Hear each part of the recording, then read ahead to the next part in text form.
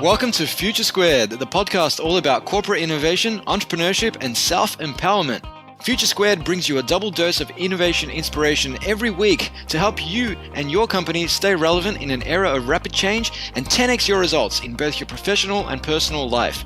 Each week, I'll bring you corporate innovators, entrepreneurs, authors, keynote speakers, and thought leaders such as Steve Blank, David Allen, Brad Feld, Tim Harford, Karen Dillon, Jenny Blake, Neil Patel, Rand Fishkin, Pascal Finette, Ryan Blair, and Ash Moria, to name just a few. While every Friday, I'll bring you Fast Fix Friday, some quick, digestible insights to help you end your week on a high as you head off for the weekend. Future Squared is brought to you by Collective Campus, an innovation hub, school and consultancy based in Melbourne, Australia and Singapore that works with companies to help them adopt the mindset, methods and tools to navigate change and survive and thrive in an era of rapid disruption. If your organization needs help coming up with ideas, testing and turning ideas into reality, incubating teams, driving cultural change, or connecting and partnering with startups, then visit www.collectivecamp.us. And without further ado, here's today's podcast. Welcome back to Future Squared for episode number 198 with Alison Stratten. Alison is co-author of 4 best-selling business books, co-owner of UnMarketing Inc. and co-host of the UnPodcast. The other half of that her husband Scott, who was named one of the top 5 social media influencers in the world by Forbes. Alison's books include QR Codes Kill Kittens, UnSelling, UnMarketing, and the newly released UnBranding, 100 Branding Lessons for the Age of Disruption. The book provides lessons from 100 branding stories that will challenge your assumptions about business today and teach valuable, actionable lessons. Expect to learn 3 things in this episode amongst many others, including 1. The number 1 question executives and founders need to ask themselves before innovating. 2. How to stand out from the crowd in a world where marketing messages are around every corner. And 3. The importance of trust in building and maintaining your audience. So with that, I bring you Alison Stratten. Or should that be Alison? Welcome to the show, Alison. Thank you. Thank you for having me. No, it's an absolute pleasure to have you on the show. It's bright and early over here in Melbourne, Australia, and nice and convenient for yourself over there sitting in Toronto, Canada at 3 p.m. It is. Although I have to say, when you said that you were an early bird, I am the same. So I've also been up. Well, I haven't been up since 5. You told me you'd been up since 5 when you were saying hello before we started recording. But I've been up since 6. So I'm going to take credit for being up early as well. Hey, 6 a.m. is still a very commendable effort. So well done on the 6 a.m. ride. Did you are you a 6 a.m. sort of get up and work out type of person, or you just open your email and get straight to work? What's your sort of morning routine look like? Well, we have 4 kids at home, 3 teenagers and an 11-year-old. So I wake up early to get them all ready for their days. So that's kind of my first task. My first job is to make sure they're all awake and fed and, fairly presentable to the world and off to school. And then I get my workout done and then I do my email. So that would be the order. Well, yeah. see, I just gave you a sneak peek into how selfish I can be as a single guy. For me, it was like, wake up, work out, do all this stuff. And it's funny because a previous guest of mine, Tim Harford, said the same thing. I asked him about his morning routine, and he was like, well, I've got 3 kids, so I've got to make sure I can get them out the door each morning. So that's kind of my morning routine. I'm like, fair enough. Yeah, it's pretty rare around here that I get to do much before I get them up and ready to go. So they get me up though. I have to admit, I am a morning person. I've always been the most kind of productive and clear thinking in the morning, but I do have to make sure I get them out and to school, because I think if left to my own devices, I would probably spend a couple weeks not getting up at 6 a.m., to be honest. Yes, although I might find my way back there, but I think I'd sleep in a little bit. But They need to go to school, so someone needs to get up, and I can't have coffee until I wake them up. So I got to have coffee first. Makes sense. And you just gave our audience a sneak peek into where you're joining us from, where you pronounced oat in a very Canuck kind of way. So you're joining us all the way from Toronto, Canada. Yeah, we're in sort of a suburb. So we're in a place called Oakville, which is about, 20 minutes or so outside of Toronto. Mm-hmm. Excellent. Does that make you a big hockey fan? I know that's cliche, but... I wouldn't say that I'm a big hockey fan, but I mean, I have been to hockey games and I know about hockey, but I wouldn't say that we're a big hockey family. I'm not driving to. Otherwise, I guess my morning would probably have to start early if we had practices before school, which a lot of kids do. So no big early morning hockey days for me, but I certainly have been to my share of hockey games. I'm sure you have. And I wanted to ask a question. You met your, I suppose, co-author, business partner, and co-host on the podcast as well, Scott, on Twitter. Yeah. What can you tell our audience about that? So we met on Twitter. I was running my own company. I ran a maternity lingerie and nursing, kind of like nursing bras and stuff for pregnant women and new moms. And so I was running my company. I was home with my 3 children who were much younger at the time. And Scott was running his company, UnMarketing.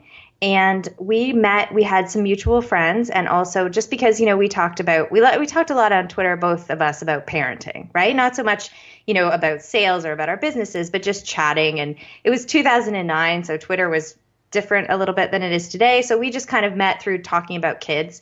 And we met because he actually helped me work on my website. We became very fast friends, which then led to being working together, writing together, and eventually led to us being married. So yeah, we have a Twitter story, but we're co-authors, like you said. We're co-hosts of the podcast. We're married.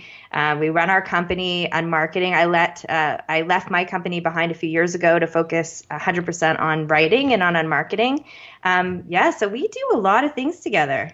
We do pretty much everything together. Yeah, I noticed that when I was researching you guys for this particular episode. It's like co-author, co-business partner, everything else, which is great. And a friend of mine actually met his now fiance, on Instagram while he was living in London. Yeah, and she was from the Ukraine, and now they're both moving back to Australia together. It's crazy, but I guess that just speaks volumes of this different age that we're living in, and I guess I'll take that as a segue to talk about your book, where technologies are displacing, what was yesterday's shiny new object, as you guys put it, at an increasing pace. And that applies to everything, even where you meet your life partner potentially, whether it is on Twitter, whether it's Instagram, whether it's a Tinder or one of the other many dating apps out there. But at the same time, that's creating a hell of a lot of noise. And your new book, your 4th book, UnBranding, proposes ways to cut through the noise, move forward with purpose, and get back to the core of what good branding is, to continue to innovate and improve. But before we go on, how do you define branding, Alison? So we talk about branding as being not so much what a company or what an entrepreneur pushes out about their brand. To us, your brand isn't what you say it is. Your brand is what your customers say, or your would-be customers. So your brand is going to be whatever they think of when they think of you. And that's going to be either their most extreme experience with the brand or one they've heard of, or it's going to be their most recent experience with the brand or one they've heard of. And that's really what branding is. It's constantly changing. It's never static. It's always dynamic, and it changes based on what is your market's perception of your company. And that's sort of a way that we look at all things, in that we're thinking about not so much this push messaging that a company is sending out, but rather, what do people think of when they see your logo? What do people think of when they see your company name in a magazine or on television or on their computer? And that's really what branding is. And also, we talk about branding as not being a department in your company. So your brand is really everywhere in your company. It's on your front lines. It's in the branding department, but also in hiring, which is a tremendously important part of branding. So we have sort of this big look at branding, where we're looking at all different layers and levels of your company. Yeah, and what you said there about branding is your customer's perception of you, whether it is of the big shiny logo, or whether it is the way you interact with customers through email. Basically, like you said, everything you do. And I remember reading, and I can't remember the exact source, but it was something like 95% of people who have a bad experience with a company will share that on social, and something like 90% who have a great experience above and beyond will also share that on social. And it's as if today customer experience is one of the key things that organizations need to be focused on, above and beyond simply just having a great product and potentially an affordable price point. Absolutely. I mean, today we share our stories. And when you said those 90%, these are extremes, right? These are the incredible experiences. So that's what I meant when you think of the extreme experience. Yeah. That can be good or bad. So you're going to think about when you see a logo, you're not going to think about necessarily the design and how much time and energy was put into that logo. You're going to think about, oh, I remember my sister said they went to that store and they were so incredible with her, her child. Or I remember that restaurant, my brother-in-law got food poisoning after he went there. So like these extremes, we share extremes. We share things that make us passionate, and that can be good or bad. And that's what we see in terms of innovation. That's the real change that's happened, is this kind of like sharing, right? The sharing of stories where you used to maybe tell your neighbor, or you would tell your friends and family at a get together. Now we have a megaphone, right? This huge megaphone of social media where we can share these stories, and they're affecting people, and they're affecting how people perceive us. And that's what branding is. Yeah. And I think it's more of a psychological thing where we anchor our experience with a brand to a particular moment. Like you said, getting food poisoning at a particular restaurant. The same applies to, say, music. I mean, you might hear a particular song and it might take you back to, say, the summer of 95 and a particular thing that went on back then when you were listening to, say, I don't know, the Smashing Pumpkins or something like that. And those experiences can stick with us, and it can be really hard for a brand to shed some sort of negative, extreme experience, as you put it, post the event. And what we want to see is, instead of companies or entrepreneurs focusing on how can I make the best, shiniest logo, or how do I push out this messaging, that energy, especially for entrepreneurs, because we only have so much energy, right? So many resources. And if you're going to devote your resources too much to whatever new shiny, new technology you want to use, or a redesign and things like this, then that energy isn't going towards what is really branding, right? Which is really providing the best possible service and the best stories that other people will then share for you. Couldn't agree more. And on your book, UnBranding, Alison, what does it bring to the world, say, that other branding books don't focus on? So as part of our podcast and over the years at UnMarketing, we have looked at just thousands and thousands, really thousands. I mean, I was counting through to go through the research for the book of case studies and case studies from small companies, one-person shows, right up to huge international companies. And the case studies that we've seen have really given us this kind of breadth of understanding and knowledge of what branding is about. And what we're really talking about in UnBranding is living in this time of innovation where it's very busy and there's always something new and something bright and shiny to run after as businesses. How do you make it through that? Like, so who are these companies? Who are the brands that have made it through, or are making it through successfully, through times of innovation and disruption, successfully? And that's really what we looked at. So we took all of these case studies and we kind of, broke it down and created these 100 stories. And sometimes you're learning from what you shouldn't do, but all focus on a lesson, how to really, really focus on what's important in business through times of rapid change. And so that's really what UnBranding is all about. Fantastic. And I'm keen to unpack some of those case studies, particularly insofar as the larger sort of multinationals are concerned, because today it seems like a lot of large traditional behemoth organizations such as your Wall Street banks, they seem to be struggling more so than before to attract and retain top talent with paychecks alone. And a lot of millennials are opting for, say, cool tech companies on the West Coast or wherever they may be who have purpose at the core of what they do. So what kind of large multinationals did you unpack in your book? And keen to explore what they might be doing to reinvent their brands. Well, one of the things that kind of speaks to what you said, one of the things we looked at when we looked at these factors that helped companies succeed through these times was convergence. So because we know so much about companies now, we know so much about the values of their CEO, let's say, or we know so much about what the workplace is going to be like. We care about those things. And convergence of values has become very important. And so people who are just leaving colleges, like you're talking about, like younger workers, they're going to know what the company is like. They're going to know what a lot of companies are like, and they're going to care about that. They don't want to work for a company where they're going to log in, let's say, to Facebook, and they're going to see, oh my gosh, I work for this company that's doing terrible things or that's treating their employees badly. So they don't only care about their own personal experience, they also care about how people will see them as part of the company. And I think that's really what we're seeing. Not so much that it is an age thing, but that it's a knowledge thing, like that we know now what a company is like, and we don't want to be, for example, we looked at United Airlines in the book, and we talk quite a bit about airlines because we travel a lot. So we have a lot of personal stories. But we also looked at United, after the terrible story about the gentleman who was dragged from the plane. And there's a huge corporation, and you're going to see that United is known for terrible customer service. They're also known for treating their employees badly. So even if they would pay, let's say, a young, newly graduated student with a lot of potential, really intelligent, well-educated student, or anyone really, not only young people, not only millennials, but anyone who's looking for a new position, they don't necessarily want to be the United employee because they have this knowledge that, first of all, they're going to go work for a company where they know that people aren't treated very well. And second of all, they live in a world now where when a company does something like this, everybody hears about it. Do you want to be the United employee that people are asking about when all of these things happen? So I think that's what we're seeing, and we looked at some brands. We looked at like Gatorade, and we looked at Patagonia, which is a clothing company. And these are brands that are older brands that have lived through a lot of disruption, so like that started before all of this, before social media, before all these changes.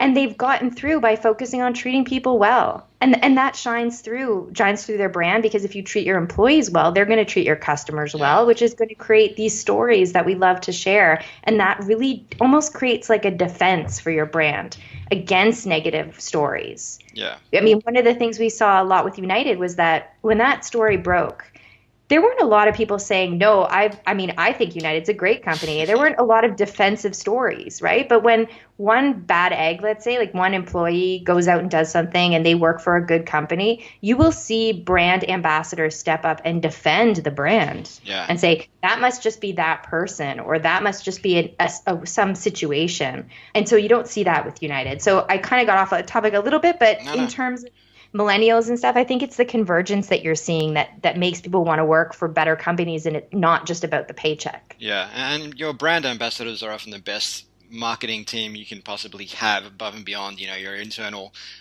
team any day of the week. And I've had one experience, so one sample size of flying with United from New York to Vegas about 4 years ago, and it was absolutely dreadful, and that's stuck in my mind since. And whenever I am searching up flights these days, if United pops up on the list, I'm like, what else is available? Because it's just, my mind automatically defaults. As we were saying at the start of the conversation, it anchors back to that one experience that I've had, which was so bad that I just don't want to fly with them. I'd rather pay an extra $50 to $100 for, say, a domestic flight if I can fly with another airline, knowing that the experience is going to be a hell of a lot better, and that if the flight is delayed or cancelled or whatnot, that particular airline, well, United's competitors in this case, are far more likely to actually respond and do something about it than United would be. So yeah, because it eroded your trust, right? Yes. Like you don't feel like you have trust in that brand. You feel like if something happens, which almost always does, if something happens, then you don't have a lot of trust that you're going to be valued as a customer. And that's what's eroded. You don't want to trust them with your money. And I think one of the things that comes out of the book too that we talk about is that it's complicated. It's not as simple as saying bad company will go out of business. That's not what we see at all. It's that it opens up that door to competitors, right? It creates this gap where competitors can jump in. So if let's say you are booking a flight and United and two other airlines provide similar options, you're probably not going to book United. But let's say United's the only option, you're going to go with United. Or if United has a direct flight and the other airlines don't, you might go with United. So it's not that it's necessarily simple, that it's like some company does a bad thing, therefore no one does business with them. It just opens up opportunities for competition. Yeah. And if you're United, if you're the business owner, you want to keep those opportunities for competition as small as possible, because you don't want to do your competitor's job for them. So we're trying to keep it so that people trust us. People feel like their values and our values converge, and they're going to feel like that it's worth it. The value for their money is there. Yeah, and on that I suppose opening up a vacuum for competition, it seems as if today a lot of large organizations who say for very, very long were quite entitled, operating in a position of, say, oligopoly. Today, the barriers to entry for a lot of industries have just come crashing down. Technology has just enabled startups to come in with very little capital and actually take it to the big companies. And the thing that a lot of startups have at their core is being very customer centric. And if a customer has a bad experience, going above and beyond to make that, I'm saying above and beyond today a lot, but going above and beyond to make that better. Would you say that large organizations can learn something from a lot of these sort of emerging companies? And I guess you can see that with some of the big tech players of today, such as your Amazons and whatnot, who are trying to go above and beyond to make their customer experience as good as it is. For example, on Audible, if you listen to a book, you don't quite like it, you can return it and get another book, no problem, no questions asked. Whereas when you have, say, return policies in a lot of these traditional organizations, it can be kind of like a Spanish Inquisition trying to return a particular item, whether it's a tangible item, whether it's non-tangible, whatever the case may be. What are your thoughts on that vacuum and startups just having the customer sort of centric values at the middle of everything they do? I hope that they do. I mean, I think that at the heart of the work that we do, we're consumer advocates. I mean, I think that's good business and it's good branding and it's good marketing to try and take yourself out of the brain of the business owner for a little while and be a consumer. And what is it like buying from you? What is it like being your customer? And what are the hoops you make people jump through? What is it like having to return something? Because I think that startups can be that way because startups can see things. One of the reasons people start startups, is because they see a hole, right? Or they see something wrong. They don't like the service, or a new technology comes in that allows them to fill a space.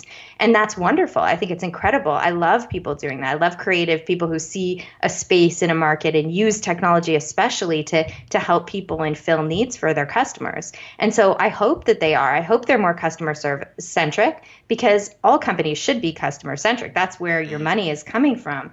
And, one of the stories that we talk about in the book is this story about a man who purchased a Roomba. Do you have Roombas in Australia? Yes, we do. Okay, so they purchased a Roomba, and the Roomba got into his dog. He had a puppy, and it had, made a mess on the floor. And during the night, the Roomba got in the mess and put it all over his apartment. Oh. And we actually used his own story. Like we paid him, and he was part of the book. And so, anyway, it's a hilarious chapter. He wrote it perfectly. I couldn't have written it better myself. But to wake up in the morning and there's a mess everywhere. But the real moral of the story is that the company where he purchased the Roomba, which was not Roomba itself, he purchased it through a catalog. They gave him a refund. Like they sent him a new Roomba. Yep. And when you think about that, going above and beyond, like when you think that not only was this not in any way their fault, but they didn't make the Roomba, but because they had purchased it through them, they sent them a new Roomba. And that's it's such an old catalog company. And to think that those are the kinds of companies that stay in business because people have trust. People know that if they are going to go to that catalog and they're going to give them money, that they're going to get what they paid for, and that if something goes wrong, as I said, which almost always does, maybe not as hilarious as what happened to this gentleman, but as can happen, they're going to stand by it, and that's being customer centric. Yeah. And so I really hope that startups are focusing on that because I think that's what people want. Innovation has given us so many choices. And we're bombarded by choices. And I think truly people want to be loyal to brands. They want to know that if they need whatever it is, and that if they exchange currency for it, they're going to get what they paid for. And so especially with more choices, I think people want loyalty even more because there's so many choices.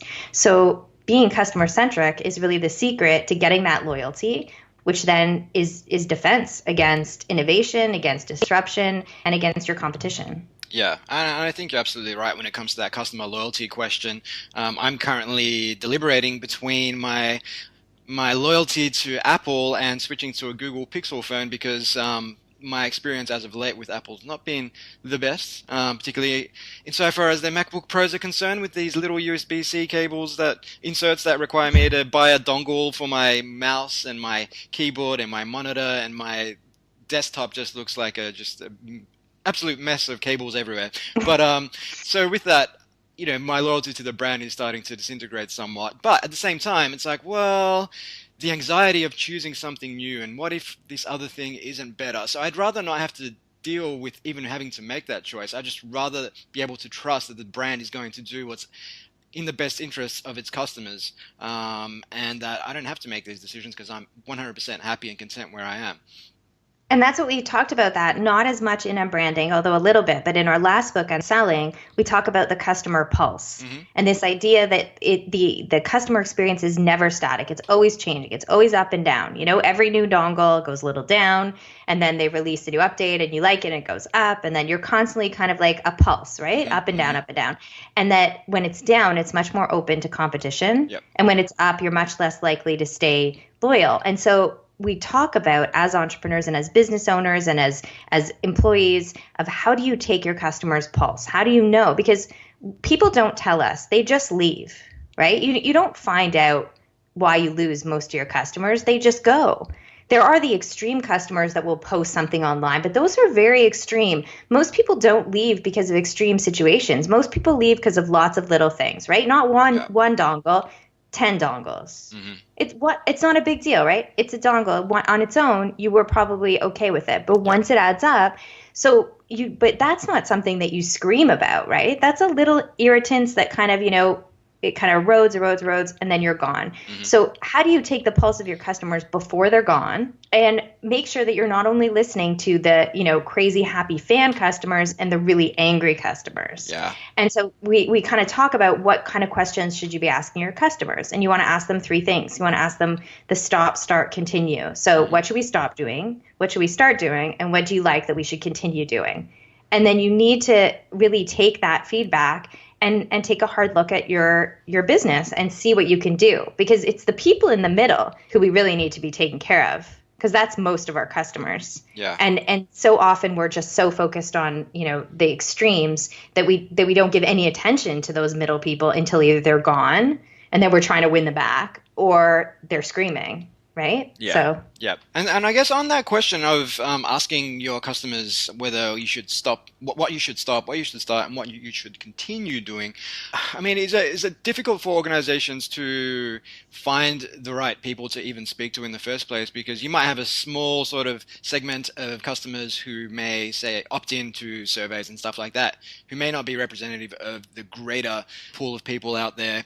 And what people say or what they think they want is oftentimes, say, contravenes what they actually want. And I know guys like, whether it's Steve Jobs or going back to Henry Ford at the start of the 20th century, said that, customers don't really know what they want. So what are your thoughts on that and trying to extract that information from customers? I think that that's true sometimes in extremes, but I think in general, like, you would know what you wanted, right? If Apple sent you a survey and said, look, you're a great customer, here's a $50 iTunes card or $20 iTunes card if you do a survey for us, and you would give them the feedback about the dongles. So like, that's a very kind of middle of the road complaint about something that's making you look to the competition. Sure. So I think that within a certain range, customers can tell you what they'd like you to improve. They may not have the like life-changing, like, I want, the internet invented, or I want, cars invented, but they might have kind of the middle, day to day, you could hire more people to answer the phones. I'm tired of calling and hearing that there's, higher than expected call volumes. Okay, so we need more people answering our phones. I don't like that your return policy is this way. I wish it was this way. So there's something people will tell you. Now, at the same time, you have to say thank you. I mean, you have to do something usually to get people to fill out a survey, but how much is that information worth to you? Like, if you can keep a customer, we spend a lot of money trying to get new customers, and we spend very little keeping the ones that we have. Like, how can we if we could invest some money in keeping happy customers, and maybe it would cost us a little money. Maybe we would have to do, some kind of incentive for the questionnaire, maybe a free something or an upgrade. That information is incredibly valuable, and we need to place value on it, because it could be what makes the difference in keeping those customers and moving them from being in the middle to extreme. I mean, how much, for example, are you worth to Apple? That's just one person. So it's sometimes, and I think that also customers do like to be asked, especially if you make it convenient for them. I think people want to have a better experience with most of the things that they spend money on, especially larger expenses. Like you may have trouble finding someone to answer a question about a very inexpensive item, but if you're looking at a service, for example, or anything that's going to cost, and I guess it depends to the person, but an amount of money that's you're having trouble getting, not a kind of throwaway amount of money, then I think that they do want to give you their feedback. Yeah. And I guess it's important then, like you said, to make that distinction between, hey, the customer's not going to come up with, say, the next game-changing idea for you. It's more so the incremental sort of optimizations, whether it's additive or whether it's subtractive. Simply saying, hey, I don't like the wait time, or I don't like the new USB-Cs and the dongles that I have to buy, all that sort of small stuff, which can add up over time. And like you said, when you're measuring the pulse of the customer, it can be this small stuff that ultimately is the difference, or can be the difference between, hey, I'm going to go off and check out this competitor, or hey, I love this brand, I'm going to stick with you guys for the foreseeable future. Yeah, I think it's worth doing. I think it's worth spending some money and some time and some energy talking to the customers you have now. Yeah. Because they're going to give you that experience. They've been through your process. Yeah. So along with you stepping out of your company and you going through the process, then also ask them and see. And you may get information that surprised you, and you may get things that never get screamed about. You may get because really the worst word you can hear is fine. Like, how's your product or service? Fine. Yeah. Right? Like, that's like Scott likes to say, it's like the F word in business, right? It's fine. Yeah. Fine is a very dangerous place to have your general market be in today's world, where new ideas and new innovations and new products and services are being thrown at people constantly. I mean, we're constantly being marketed to. So fine is very dangerous. Yeah. And we often tell the entrepreneurs that we work with that, hey, you've got to be 10x better. You can't just be a little bit better, a little bit cheaper. Like, you've got to hit the ball out of the park across everything. That customer experience, the feature set, the look and feel, the aesthetics, absolutely everything. And it's got to be fundamentally better than what your competitors are doing for you to even take notice, because we've got marketing messages thrown at us left, right, and center, whether it's online, whether it's offline, whether it's by drone, augmented reality, virtual reality environments, all sorts of stuff. And for us to really cut through the noise and care about it, and to respond to some sort of marketing collateral, it really needs to speak to the core of, say, a problem we're experiencing, or some value that it can create for us that other organizations aren't doing. Yeah, and I know that as entrepreneurs, having been one and am one myself, that can be very intimidating and crazy to think you have to be so much better. But I think really, when you look at it, that's really about focus. You can focus your energy what you have going for you as a small company is you can control where you're focusing very easily. You can make decisions quickly. You can jump at opportunities. And that's something that big companies can't always do. And so you really need to focus on what are your strengths, outsourcing the things that are your weaknesses or that you don't want to do, and keeping your energy on the core of your business and what really moves it forward. And try not to get too intimidated by that, but realize that you have a great strength and that you're doing this. You have this idea, you have this ability to do it, and people want that strength, whatever it is. So 100%. I mean, we're huge here on 80-20 thinking, outsourcing all the little rudimentary things and automating absolutely everything else, and just focusing on your core value. Absolutely. And it's a hard thing to do, I know, as an entrepreneur, but it's so important, because there's only so many people at the core of a company at that size, and those people really need to be focusing on the core values and the core systems of the business. Yeah, and that is really one of the key competitive advantages that startups have over large organizations. I mean, you may not have the capital, but you have the ability to just have that laser-like focus, should you choose to exercise that ability, and just execute, not have to wait for several layers of approval to come back before you can actually move on something, and just that ability to adapt and learn from the feedback of your environment, make changes and move, is really where startups can get the leg up on large organizations. Absolutely. Very agile, much more agile, ability to adapt. Yeah, right? Definitely. And on this concept of, well, it's not really a concept, but on listening to what your customers think, did you come across many organizations in your book who say were using, say, social media or social listening tools to find out what people were saying about them online, as opposed to, say, going out and intentionally asking people what they think? Most of the companies that we spoke to or that we looked into were in some way involved in social media. So yeah, I mean, not all of them were on the active side. Like, some of them were just responding, right? Which is a kind of phase you can get into social media where you're so busy and you haven't devoted enough time to that you're actively going out and listening, but you're kind of just listening at the things that come at you, if that makes sense. Yeah. And so most of the companies were in some sort of phase of doing that. But we really think that the best thing you can do is kind of go out and like listen to conversations, in communities around your product. So one of the things, I think I mentioned Gatorade earlier, but one of the things we looked at with Gatorade, which is an old company, is that they have this incredible social media center, where they're actively listening to conversations around different sports or different events that are happening where they might be mentioned. And it's such an incredible tool. I mean, it's a phenomenal tool to be able to hear the casual, passive conversations of your market and would-be market. Of course, it's very busy. It's not a great direct sales tool. I mean, it doesn't have great, direct sales, like people buying based on your messaging that you're pushing out. But it's a great customer service tool. It's a great listening tool. And you can really keep an eye on kind of like general trends in your industry using social media. So yeah, I mean, when we started, it was much less, right? Like when we wrote UnMarketing back in 2009 and 2008 and 2009, we were still kind of like convincing companies that social media was a thing.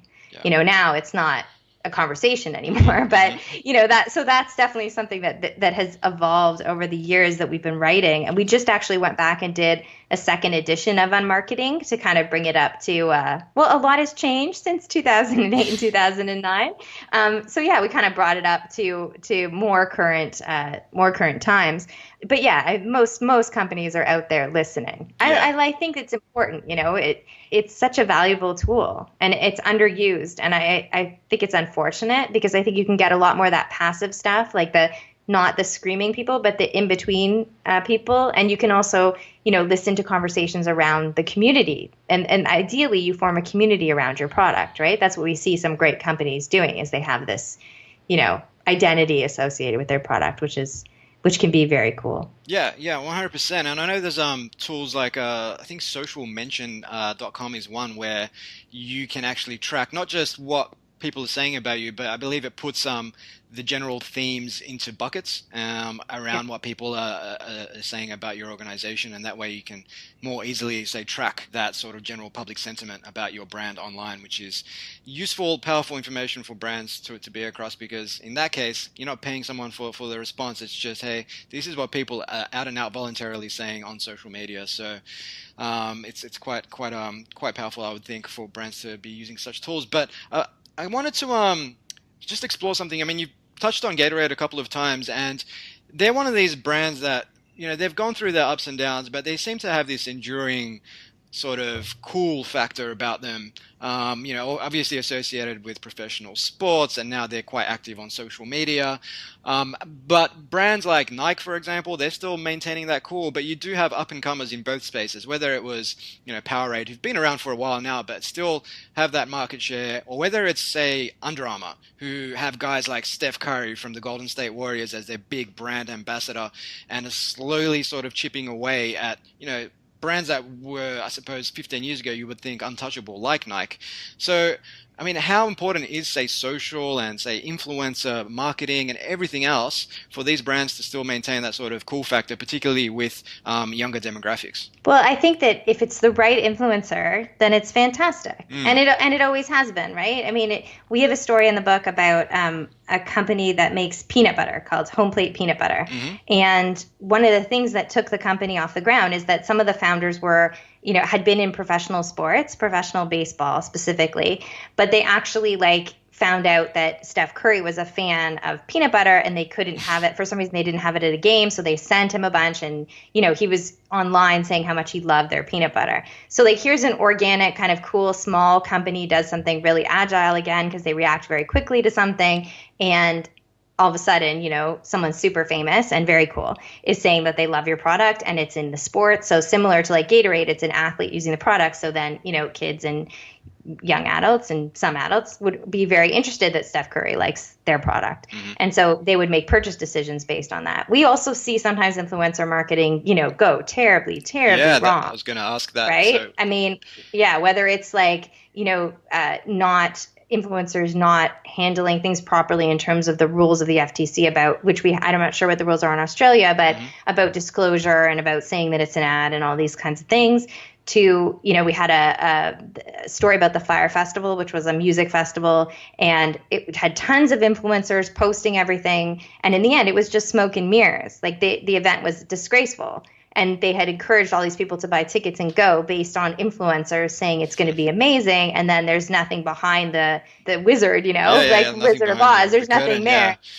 So I think I've always thought that influencer marketing can be very powerful, but you have to put the time in as a business to find the right influencers.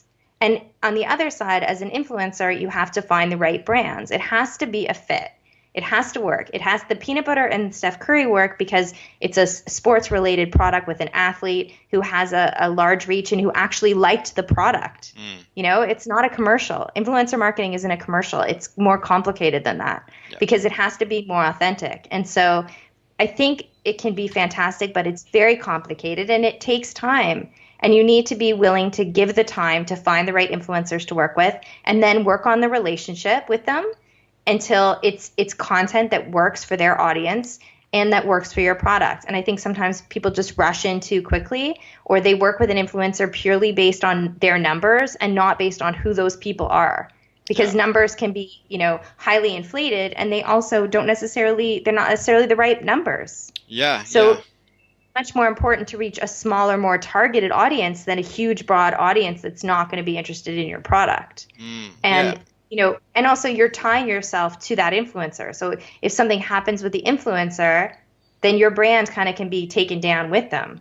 So that's always been my concern, is that it can go both ways, I guess. It can be a little risky, but worth it when it works and when you put the time in and the energy in to have the right relationship. Yeah, and I guess at the same time, you probably don't want to be preaching to the converted in a way where if you look at, say, the Democratic race last year for the presidency, where they had got people like, say, Beyonce and Jay-Z and everyone else sort of being ambassadors for the Democratic Party, but ultimately that came unstuck because many of the people who were pushing back against, say, the left didn't really care that Beyonce was supporting, say, Hillary's race for the presidency. They had other much bigger problems, and they perhaps weren't going to say, well, hey, they got Beyonce, so we're going to change our vote now.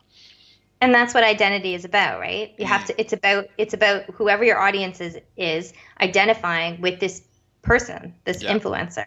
And I don't think it's an age-related thing necessarily. I think we all feel that way. I think if even people who are not millennials and people who are older, if they see somebody that they admire doing something, reading a book that they enjoy, watching something in a movie that they like, selling a product they like, they're drawn to that. That's just, we all feel that way. That's what celebrity is. So I don't think it's necessarily about younger, cool things. I just think that, our celebrity culture tends to be younger. So that, it tends to be in the younger demographic. But I think it's an older idea. And I just think right now we have these very inflated numbers. And I think that's creating this experience for people where somebody doesn't necessarily deserve or hasn't earned the audience that they have. And so maybe it's not a good fit, with your product. One of the companies we talked about was Patagonia, and he had the founder had a really neat way of looking at things where he looks at things that will keep him in business sort of like for 100 years. And I know that's a big thing to say, but we need to be thinking past the next quarter or past getting, more likes or it's very short-sighted. We need to be thinking about what's really going to create a strong business in the future. And if your relationship with an influencer really looks like it can be something that's long-term, where they can be a spokesperson for your company and it really fits, then I say go for it because it can be fantastic. But it needs to be the right relationships. Yeah, and it's an interesting point you touched on there about looking long-term versus looking at the short-term, say the next quarter. And I guess for a lot of publicly listed companies, that's a bit of a sort of innovator's dilemma, if you will, to quote Clayton Christensen. And recently we've seen that with GE, where they had actually invested quite heavily in thousands of middle managers learning the lean startup philosophy, which obviously is all about, build an experiment, test your key hypotheses, learn from that, iterate, slowly move your way towards product market fit, which is fundamentally different to the old way of building products, which is, get all your ducks aligned, make sure it's perfect before it leaves the building, all that type of stuff. But recently, Jeff Immelt, their longtime CEO, was pushed out, and a lot of people are saying, hey, this was just shareholder activism. He was too focused on redesigning the company for the future rather than just increasing the share price for the short term. So, I mean, how do companies, and this is a big question, but keen to explore this from a branding perspective, how do companies sort of navigate that delicate balance? It has to be the biggest challenge that I can imagine for a large company of that size. Because one of the things you hear when you read about like Amazon, for example, is that they will admit they've had some of the hugest failures, some of the biggest failures around, but you certainly can't look at Amazon, right? But I mean, you can't look at Amazon and say that's not a successful company or an innovative company. But part of innovation is risk taking. And so I don't have an answer to that question. I don't know what the balance is between wanting to make money and wanting to look good to your shareholders in the short term and wanting to have a company that's around for a long time. But I do think that balance is important. I don't think you can focus on one and ignore the other. I mean, I don't think it can be all about the short term, because many short term things fall apart in the long term. And then at the same time, it can't only be about the long term, because you need to have money to fuel the long term as well. So I would imagine it's some kind of a balance. Where you strike that balance, I would imagine, has a lot to do with, and when it's successful, must have a lot to do with luck, and how many times you allow yourself to fail, because none of the innovations that we see would have happened if people hadn't risked that they would be tremendous failures. And so I don't think there's an answer to that. I think it's like just one of those things that you have to try to balance. Like anything in life, I guess, whether it's your diet or whether it's your investment in short-term and long-term products.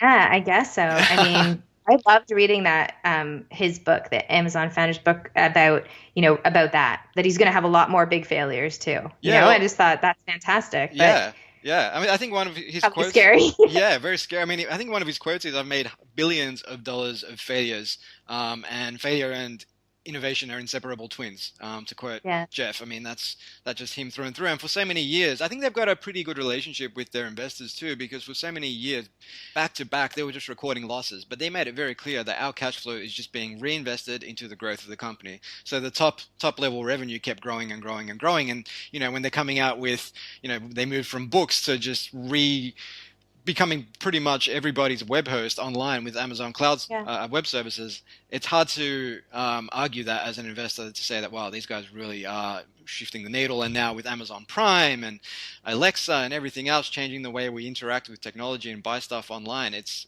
really hard to push back on that. It's pretty incredible. It's pretty incredible. So I guess it's just trying to find that balance, which I'm sure has to be one of the biggest challenges in business. So if you find the answer from asking people, I would like to know what it is. I will definitely report back. So a couple of other things I wanted to touch on before we wrap up with our lightning round, Alison, is a lot of our listeners are executives dealing with innovation, whether it's at large companies, whether it's at startups.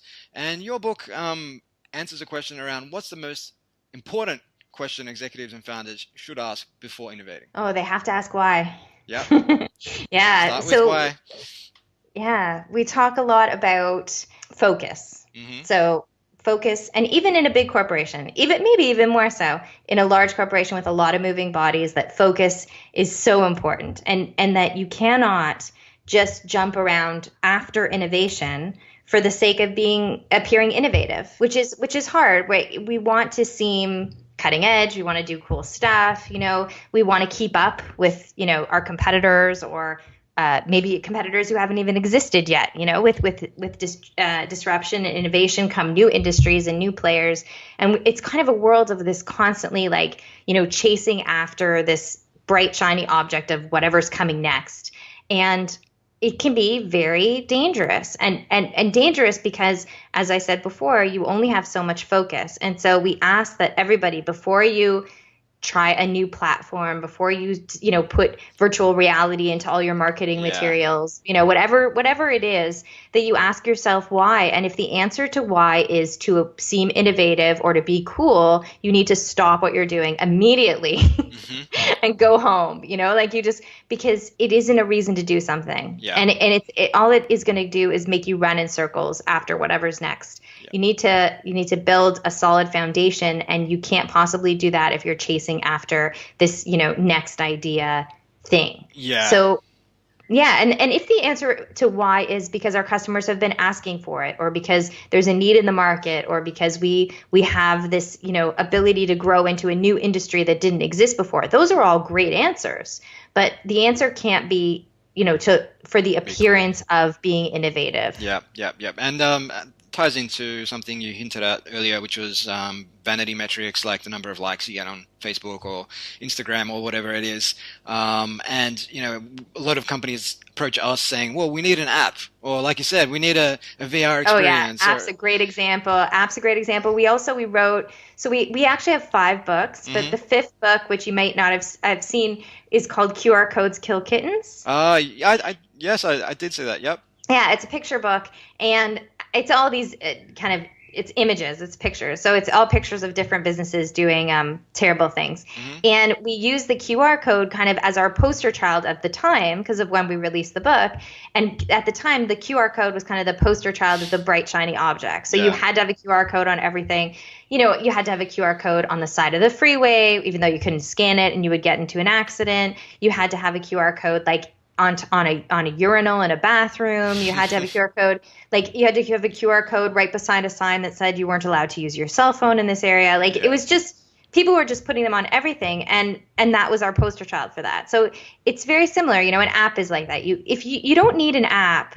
If I can't go onto your website on my phone, let's say, and easily learn what your products and services are and easily purchase something from you, then you don't need an app. You need to go back and figure out why you're doing so poorly at what you were supposed to have innovated 5 years ago, 10 years ago. Yeah. So I just think it's now, if you need an app because your website is everything's going really well with your site, and your customers are asking for more ease, and you want to take them into your own little, world of whatever your company is, then maybe an app will make sense for you. But you have to have a lot of things in a row first. Yeah. So it's just about stopping and pausing to remember why we innovate. Yeah. And we should be innovating to answer questions for our market. Otherwise, we're not putting our focus in the right place. Yeah, I always stop and reflect whenever someone says the word need. I'm like, really? I like to say, when it comes to products, you don't need anything unless you determine there is an unmet customer need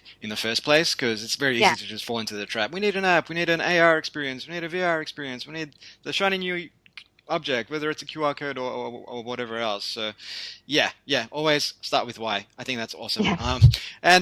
The last thing I wanted to ask was around, we've been doing a lot of time talking about company branding, but today it's never been easier for individuals to get out there, whether they're a startup founder, an employee, or a large, C-suite, heavy-hitting C-suite executive at a large company. Should they, however, be taking advantage of the low barriers to entry and building their own personal brands? I think that we don't have much choice in the matter. I think we live our lives online, many of us, some of us more than others, but it's a part of our lives today. And you're never more than a Google search and a little Facebook search away from having a lot of information about you available to whoever's looking for it. And it's something that we talk about a lot because of having teenagers and them growing up in a world of social media, and, what will they share online? What won't they share online? What's not only about safety, but also about, creating the best possible future for them. And their colleges will probably look at their profiles online. Their potential partners, the future companies they work for or customers they have will look at that. And I think it's very important.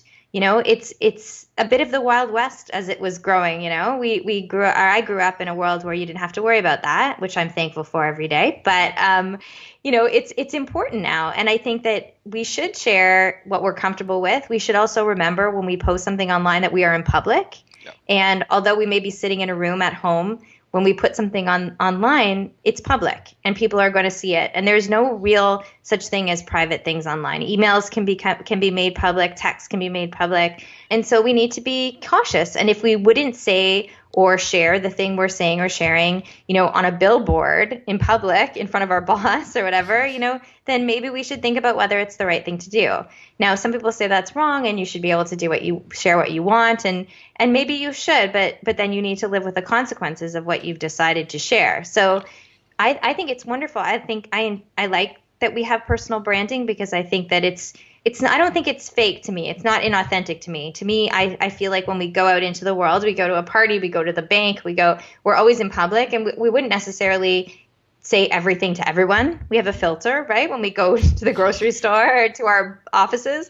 And so why wouldn't that be the same thing when we go online, right? So yeah. I just think the best advice is to treat it as being in public and to be kind and supportive and decent. And hopefully that will lead to more people being kind and supportive and decent of each other. But yeah, I don't think you can avoid it. So since I don't think you can avoid it, I feel like you should embrace it and manage it for yourself, Yeah, I couldn't agree more on that. And I think it's so important. I mean, we're currently going through a bit of a hiring process. We're hiring 4 people. And I mean, for me, the number one thing that I've been looking for is not so much people's, say, academic qualifications. In fact, I've barely even looked at that. It's really been their online presence, how many people not necessarily how many people are they connected to, but what kind of people are they following in line? Have they been publishing content? Have they got blogs? Have they got their own website? To me, that shows a sense of, say, I suppose connectedness to today's online world, but also ambition and curiosity, and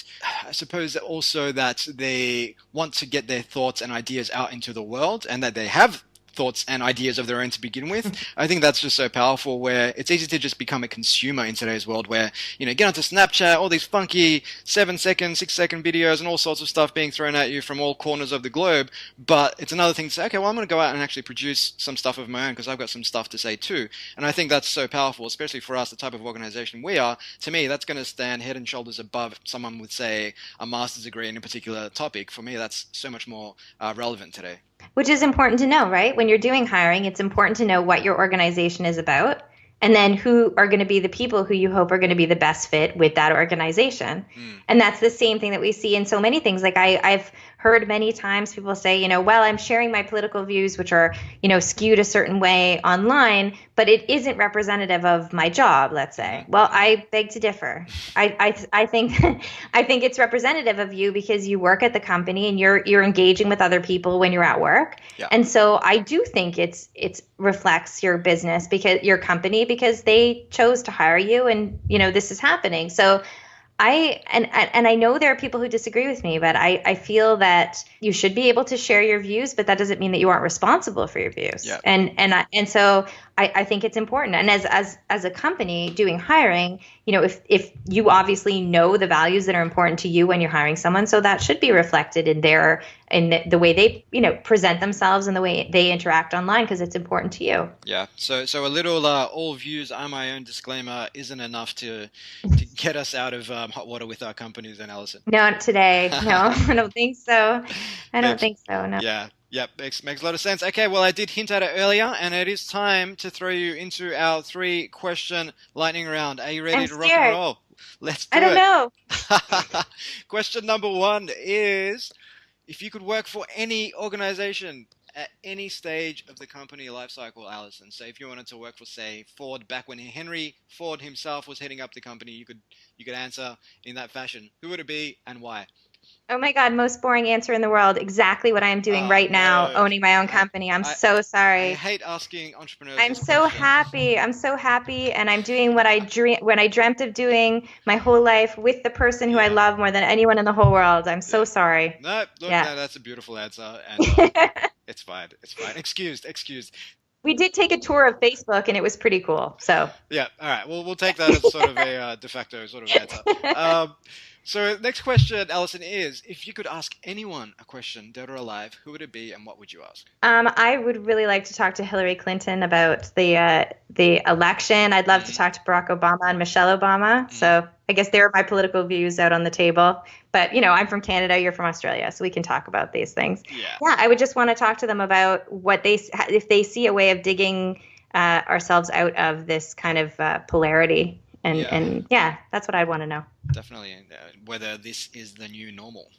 Which I hope it's not, but I would like to know what they thought. Mm-hmm. Great answer, and better answer than the first one. But and lucky last, we touched on this at the very start of the show where we talked about your morning routine. But do you have any other rituals or routines, Alison, to help you stay on top of your game? I'm a big organizer, so I'm very, very organized, a little bit anal. I keep notes. I set myself alarms all day, so I have alarms going off all day with remembrance to do this and do that and have an interview with you and make phone calls. And so, I'm just hyper organized. Awesome. Love it. Well, that's cool. Thanks for dropping in and having a chat. I think you've left the audience with a lot of value bombs insofar as branding is concerned today. But our audience can pick up a copy of your book and your other 4 books, including QR Codes Kill Kittens, on Amazon. They can find out more about all the work you're doing with Scott at UnMarketing.com. They can hit you up on Twitter at UnAlison, and that's with 1 L. And also, you guys have a pretty rocking Facebook group with about 60,000 likes. Not that vanity metrics are important, but they can check that out at facebook.com/unmarketing. Is there anywhere else people should go to connect with you guys? We also do a podcast together. Yes. Scott and I sit down once a week together and talk about consumer advocacy and what is made us happy and sad and mad and crazy in the world of business and marketing and branding. So it's at theunpodcast.com. You can check it out. It's a lot of fun. Awesome. That's also available on iTunes, I imagine? It is. Awesome. Perfect. Well, we'll add all of that good stuff to the show notes for our listeners. Thanks again for appearing on the show. Do you have any parting words of wisdom? I'm putting you on the spot. I do not. But thank you so much. It was a pleasure to talk to you. I enjoyed it. Thanks, Alison. I had a great time. Hope you enjoy the rest of your afternoon. And you the rest of your day. Cheers. Thank you.